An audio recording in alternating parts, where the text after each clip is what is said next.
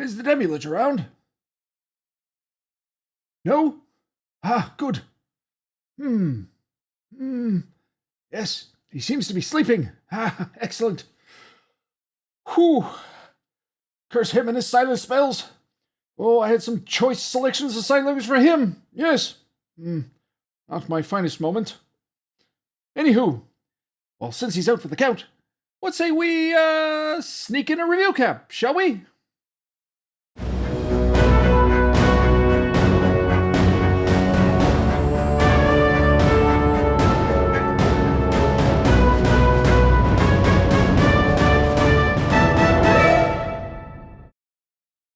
As always, the action is depicted using the Order of the Stick Monster for Every Season cutout minis. Today's players: Nathaniel as Colin Bush, Lawful Clerk of Elona, level 3. Neil as Onion Buns Bumblestump, neutral halfling. Sean as Namor, neutral elf.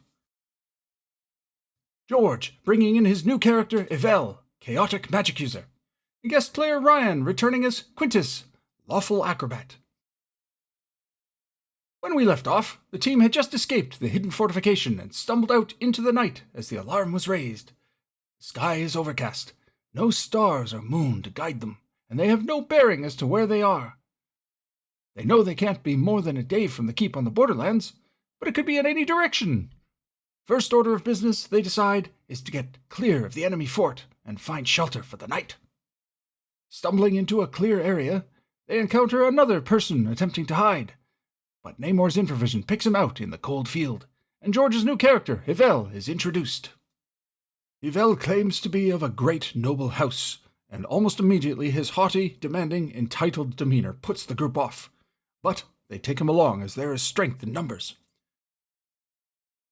Yvel says he was snatched on the road to the keep, but managed to slip away from his would-be captors using his wit and great intellect, and found himself at this place in the woods.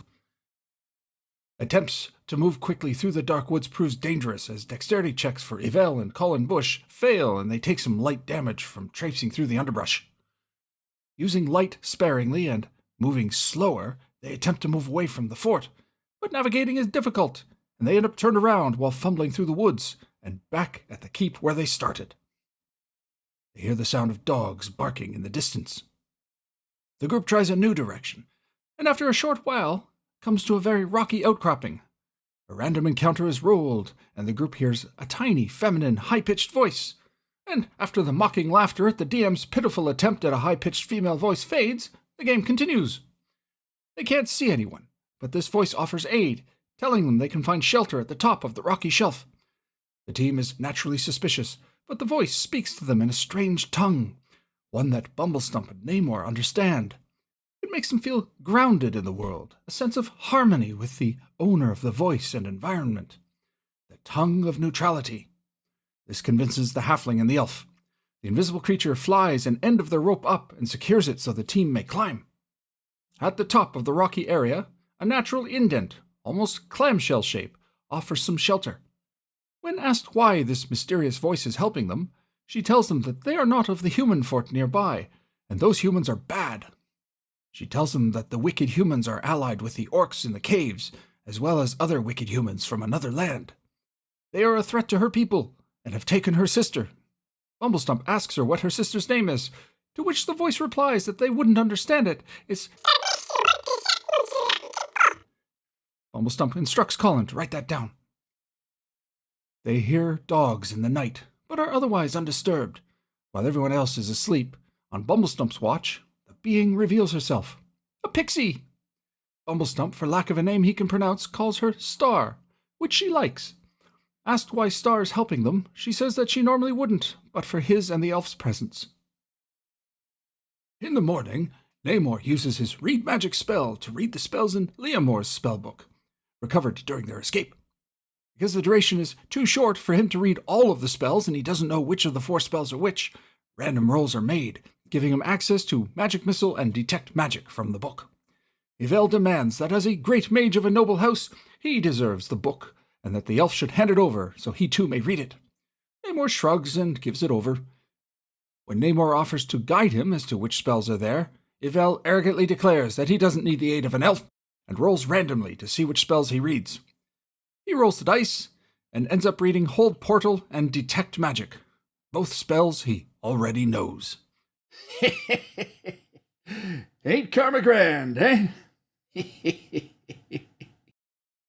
As they prepare to leave, Bumblestump asks if Star will come with them, but she declines.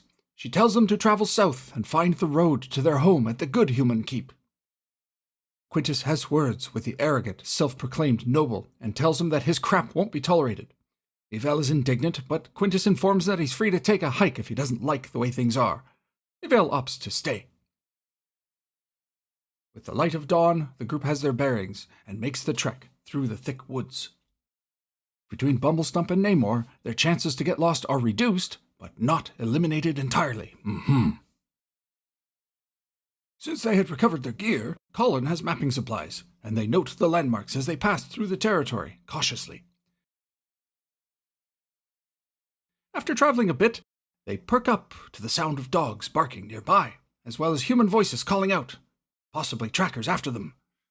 They quickly discuss options, but fleeing potentially means losing their bearings and getting lost again, so they opt to hide in the trees. Yvel hates this plan, however, and flees on his own to the south, figuring he'll reach the road sooner rather than later while the suckers here get caught.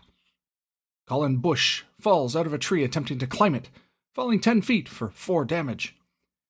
A group of men arrive, shoddily armed with tattered leather and hand axes and war dogs. They call out to the group to surrender, lest they cut the dogs loose. Onion Buns readies his bow from his perch up in the tree. The men release the hounds. Colin casts protection from evil, but luckily the dogs go for the trees wherein Onion Buns and Quintus have hidden. Onion Buns looses an arrow, scoring a devastating strike on the dog at the base of his tree. Quintus uses his sling, tricky from a tree, but the DM rules that he can do so with penalty. The roll is high enough to hit, even with the penalty, and he kills the dog at Onion Buns' tree. The incensed men throw their hand axes at the halfling, but their aim is no good and they miss, realizing very soon after that they have no more weapons. One of them is heard commenting that someone named Bolg won't be too happy if they lose their weapons. Next round, Onion Buns plants an arrow right between the eyes of one of the men, taking him out instantly, while Quintus slams the second dog with a stone, hurting it. Namor's attempts to shoot are met with failure as he's deeper in the wood and has less visibility. But nonetheless, morale breaks and the surviving ruffians flee with the remaining dog. Attempts to shoot them as they run away fail. The group feels they should move quickly before the ruffians return with reinforcements. Yvel, in the meantime, has stopped to catch his breath and bearings, and the DM must now divide between the main group and this outlier, rolling each hex randomly to see where they end up. His journey south is blocked by a massive crevasse, so he makes his way along while the rest of the group continues south from their position. Yvel smells something in the air, to which his player immediately breaks character and protests, as the last time he passed gas was an hour prior, to which the DM says, "No, the gas you smell is this," and lets his own go. Suddenly, a room full of grown men, and one teenager, devolves into silliness because of flatulence at the table. Indeed, truly a high-class group of individuals, no? When the silliness is done, the DM informs Yvel that he smells campfire and roasting meat. Somewhere nearby is a camp. Fearing someone allied with the enemy, he decides to circumvent the area. Now, at this point, the craziest coincidence happens, purely by chance and not DM fiat. But the main group, based entirely on their own choice of direction, comes across the same area in which Yvel finds himself, despite both parties not actively trying to find one another. The DM doesn't do any metric to see if they meet in their hex, just has them cross paths for expedience, but them ending up together in the same hex was hugely unlikely. Reunited, they continue on and discuss possibly finding this camp and approaching whomever it may be, but ultimately they opt to avoid it and continue their way to the keep. Making the way to the edge of the hex map, no more encounters occur, and the team finds themselves at an elevation that allows them to see the landscape ahead, including their home. With such bearings, they can pick up their pace and move fast. No more mapping is needed to find the road. The DM checks for more encounters, but none occur, and the team makes it to the road and arrives home at the keep on the borderlands. A shocked Gren the Frowning at the front gate is amazed to see them, as he was told they had been killed yesterday beneath the keep. Colin immediately informs him that Roos has betrayed them and must be arrested. Gren rallies the men, sends word to the castellan, and Roos is arrested, protesting vehemently about his treatment until he sees Colin, Onion Buns, and Quintus standing there alive and well. He now knows the jig is up. Colin and the others debrief and inform the castellan about the invincible woman in the warrens, as well as the fort in the woods. Onion makes sure to tell them that a pixie named Star helped them out. Yvel is made to pay his entry to the keep and addition to the census.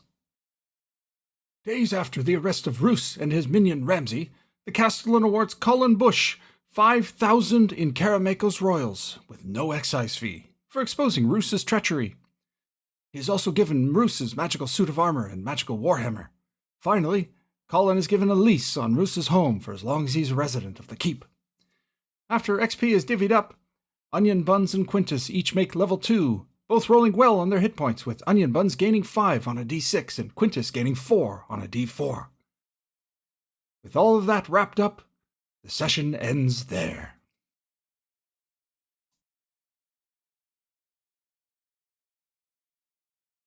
Well, thus concludes what turned out to be a 3-parter.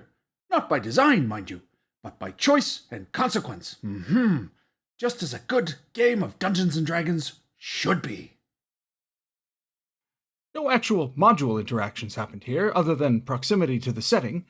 The DM took this opportunity to offer a very basic, pared-down introduction to hex crawling for the players, something none but Ryan, aka Quintus, had experienced before. Using a random terrain generator from the AD&D First Edition Dungeon Master's Guide, the group had to pick a direction and note the terrain as they came across it. Again, random encounters made the difference here. The Pixie encounter proved positive, as a decent reaction roll gave them an ally who provided shelter and direction.